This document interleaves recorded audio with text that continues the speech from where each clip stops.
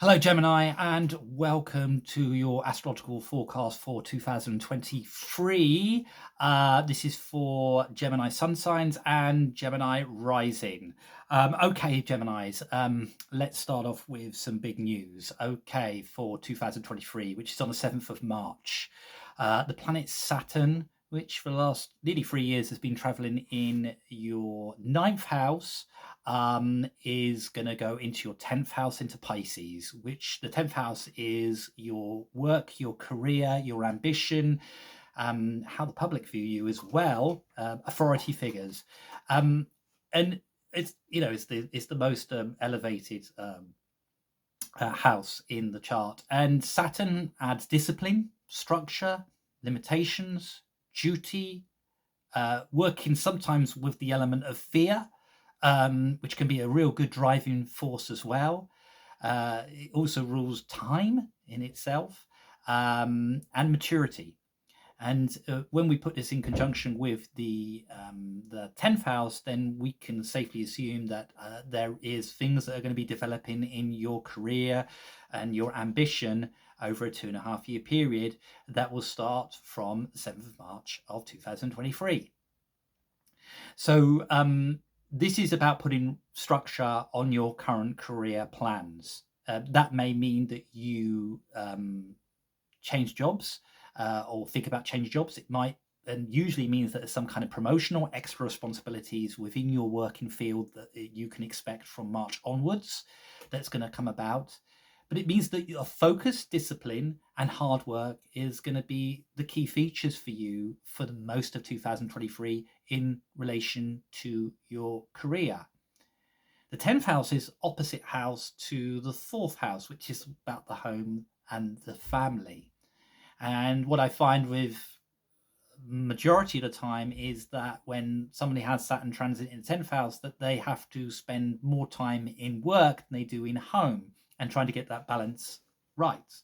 So I think that's going to be a bit of a key drive for you, because you're working on the polarity point of the 10th and the 4th house. So that's a really kind of significant feature for you. Jupiter is going to be traveling in your 11th house in Aries from the beginning of the year all the way till the 16th of May.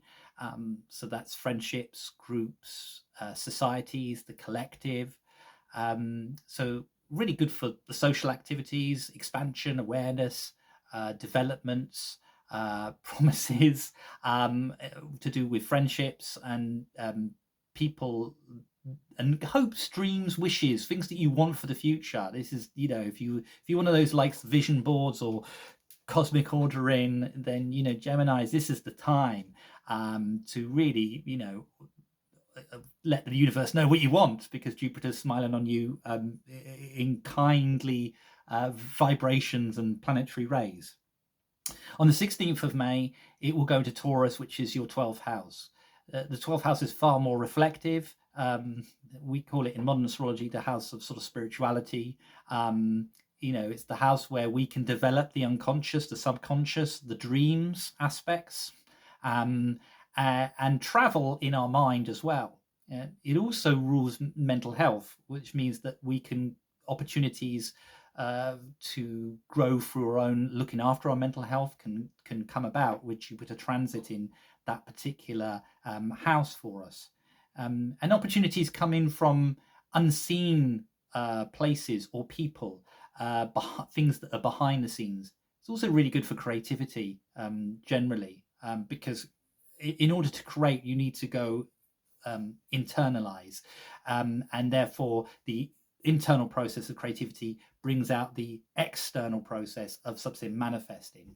So, for example, like writing something and actually bringing it to the public eye. So that's really, really good.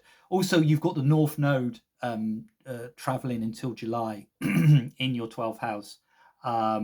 So again, it signifies working and being really self-disciplined on your dreams and your unconscious and the subconscious area and the psychological area of your life.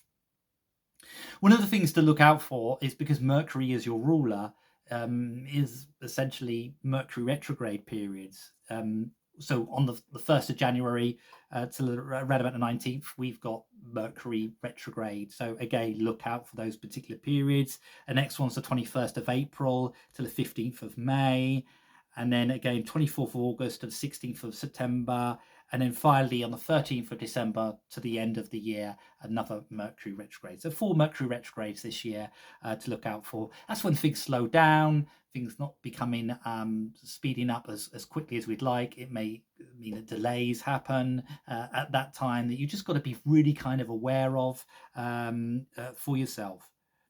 The other kind of news that I think is really important is Pluto.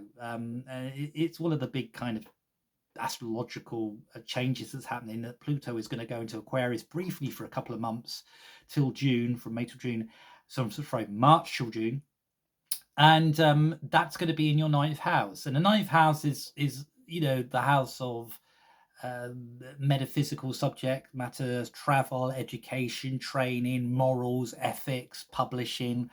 And I just feel like this Pluto is really going to come in and kind of shake things up about how you, what's your philosophy for life, what has meaning for your life. And it's just planting a few seeds during that March to June period. And then Pluto goes back into Capricorn. It's back into your 8th house. And then it re-enters at the beginning of 2024, where it will be for 20-year period. So, the 9th house has a natural affinity with the 1st house, which is you. Because they're both fire houses in the natural zodiac. And so I feel like you're suddenly getting to grips with a philosophical system that you feel can give you strength and faith for the future. And that's very, very powerful, particularly for Geminis. There's a kind of, I think for a lot of Geminis, it's been frustrating because particularly if you're born at the end of like Gemini, which, it is kind of near the sort of solstice point, sort of around about sort of June the 15th to the 20th. I think if you're that Gemini, you've been really zapped by Neptune of recent. And Neptune's very nebulous and sometimes hard to get hold of. Great for creativity, spirituality, but, kind of difficult on a day-to-day basis. And Neptune's still in that kind of mix. It's not leaving Pisces by any stretch of imagination. But, that Neptune is all... causing quite a lot of concern in regard to, career aspects as well. And that Saturn coming in March stabilizes the Neptunian aspect that's been traveling there since 2011. So if you've been a Gemini that's feel like your career since 2011 has been hard to get a hold of, hard to understand, then Saturn's really going to help that. It really is going to give you focus and structure like you haven't seen for 11, 12 years.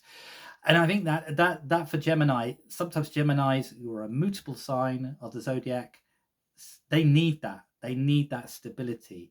And I think that Saturn is going to be the real kind of template for you going into 2023 and feeling like, finally, I actually feel like I've got stability in my life, or I at least are planting seeds that's going to give me stability. Because remember, Saturn takes about 2.5 years to go through each sign of the zodiac. So that Saturn over the next 2.5 years is going to be going through your 10th house. But it has a knock-on effect with the Neptune that's been in there, and I feel like that is a massive contributor to actually Gemini's feeling they've actually got a grip, and they're not constantly changing and doing a bit of this, bit of that they're actually going, no, this is what I want to do, and this is what I'm going to work hard to achieve. Anyway, thank you for watching. If you like the video, press the like button, and if you like the channel, become a subscriber, and thank you for watching.